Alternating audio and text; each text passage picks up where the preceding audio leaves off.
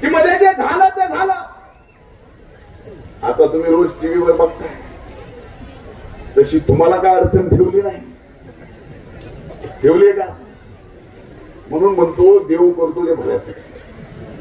काही गोष्टी देवावर सोडावं लागते, तेच भलं करतो. आणि काका एक सांगतो, कुठल्याही वाईटातून आपण वाईट म्हणतो, आपण दुःख म्हणतो, कुठल्याही वाईटातून ते वाईट चांगलं होण्यासाठीच झालेलं असतं.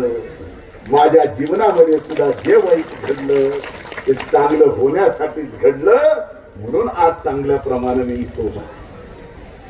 आपण दुःख यातना या संत महात्म्याकडे, देवाकडे गरानं म्हणतो, गातो की माझं हे दुःख कमी कर, माझं हे दुःख कमी कर, माझं ते दुःख कमी कर. आजच्या प्रसंगी बोलावं का नाही माहित नाही, पण तो आपल्या जीवनाचा प्रारब्ध असतो, तो आपल्याला भोगावाच लागतो. फक्त त्या प्रारब्धाचा परिणाम कमी व्हावा म्हणून देवाचं नाम स्मरण करायचं असतं. तर त्या प्रारब्धाच्या संकटाच्या काळात आपल्याला खऱ्या अर्थानं जीवन जगण्याचा अर्थ कळतो. ज्ञानाने भरभरून दिलेला.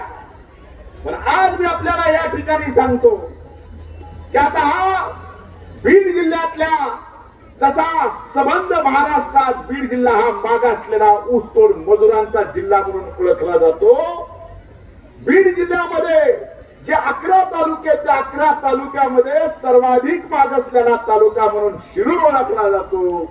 माझ्यावर आज पुण्यतिथीच्या निमित्तानं खंडूजी बाबाला स्मरण करून तुम्हाला शब्द देतो की इथून पुढच्या काळात महाराष्ट्रात आणि देशात या बीड जिल्ह्याची ओळख ऊसतोड मजुराचा जिल्हा म्हणून नाही, मागासलेला म्हणून नाही, सर्वाधिक विकसित असेल. आणि 11 बीड जिल्ह्यातल्या तालुक्यामध्ये सर्वाधिक विकासाची जेवढं भरभरून देता येईल ते शिरूरला काका आपण देण्याचा आज संकल्प करू. आपण इतक्या वेळ थांबलात, इथून पुढे परीक्षा तुमचीही घ्यायची नको म्हणून इथंच सांगतो.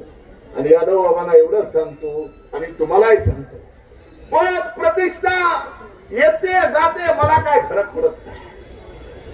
मी अनेकदा उभं राहिलो, पडलो,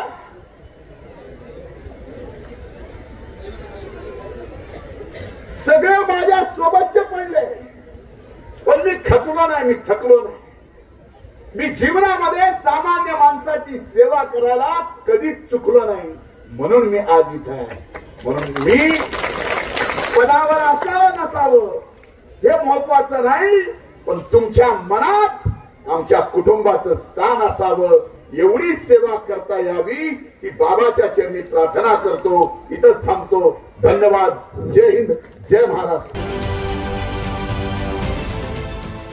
देश विदेशातील प्रत्येक घडामोडींचे लाईव्ह अपडेट मिळवण्यासाठी आता साम टीव्हीच्या सर्व सोशल मीडिया प्लॅटफॉर्मला लाईक, फॉलो आणि सबस्क्राईब करा. तसंच सर्व नोटिफिकेशनसाठी बेल आयकॉन प्रेस करायला विसरू नका.